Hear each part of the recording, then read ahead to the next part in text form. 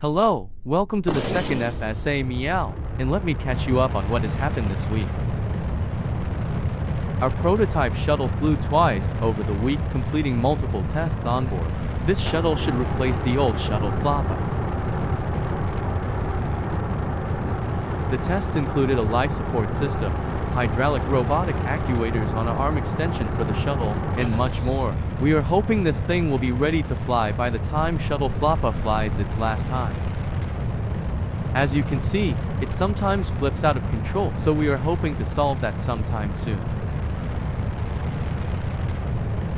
It has an upgraded gimbaling system on its engine, or extraplanetary, and the same engines, guidance, and stability systems as Fort, but in prototyping or early development instead. Anyways, we had a recent hop of a concept design for boosters on Fort. It flew up and then tipped over on landing. That concept may go farther than testing, but not for now. Now we have some footage on FSA materials arriving into the assembly/testing facility. FSA aims to provide good services, like weather monitoring, space storage for important satellite files, a small bit of internet services, and much more. FSA's first flight has been forwarded to Fort IFT2, due to its fast development at the FSA. Since the version 1 or V1 satellite design has been finished so fast, the components have arrived early to be assembled at the FSA Space Administration Payload Assembly Bay at the Vehicle Assembly Building. To mention our delivery system, we either deliver our parts by airplane or helicopter because it is the fastest way to transport our components. The weather here at the testing facility has been quite bad for aircraft operations, so this was the best time to do it before more storms kicked in. Otherwise FSA would not be in this video.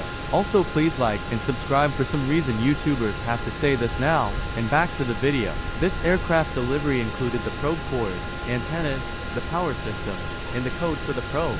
There will be many more of these flights coming in soon. This batch can make about 60 FSAs, so those will start to be assembled at the time of making this video. And the aeroplane touched down.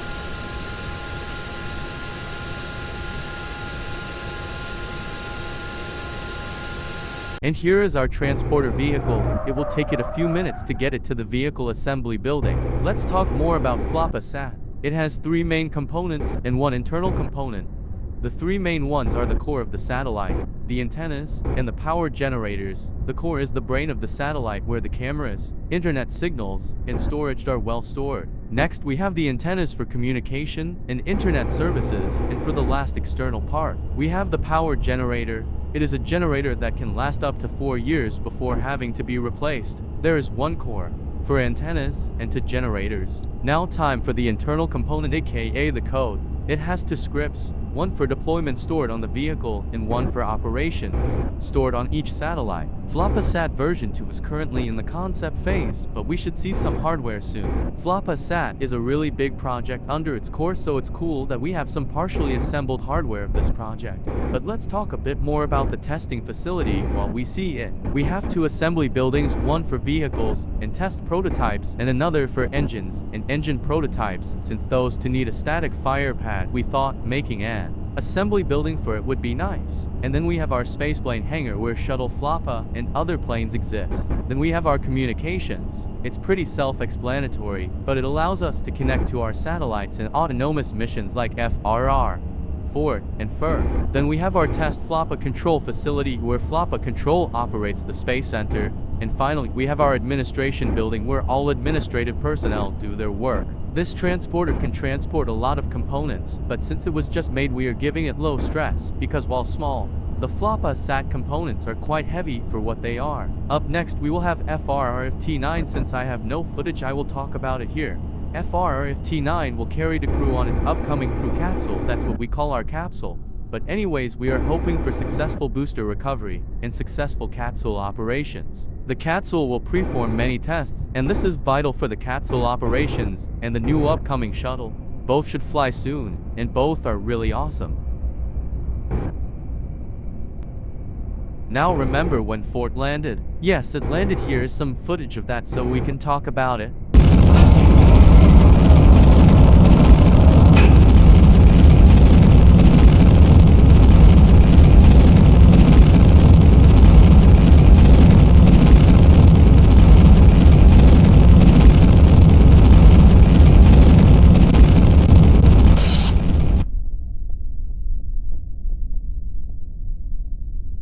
still very cool, but Ford landed with almost no issues except for that boost back burn.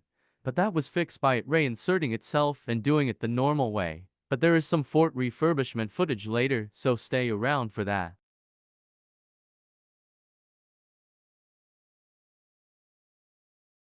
Ford refurbishment is a lot easier and faster than FRR or fur refurbishment. It just takes a few small steps.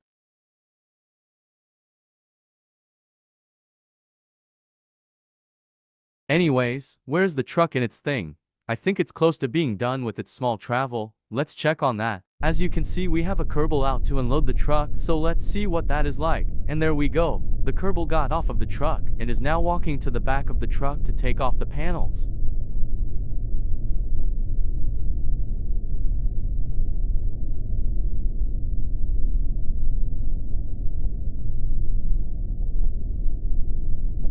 There he is, and this is the first round of FSA SAT hardware from the airplane.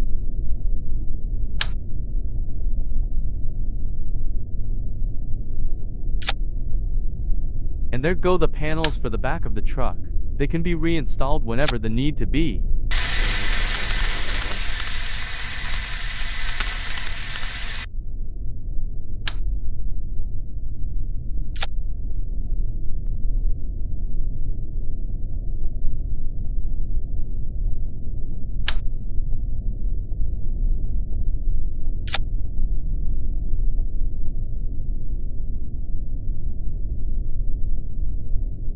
And he is done with the panels. Now here's some Ford refurbishment work, where we deactivate the engines, disable the aeroplanes and retract the landing legs, but it's really cool when you see it.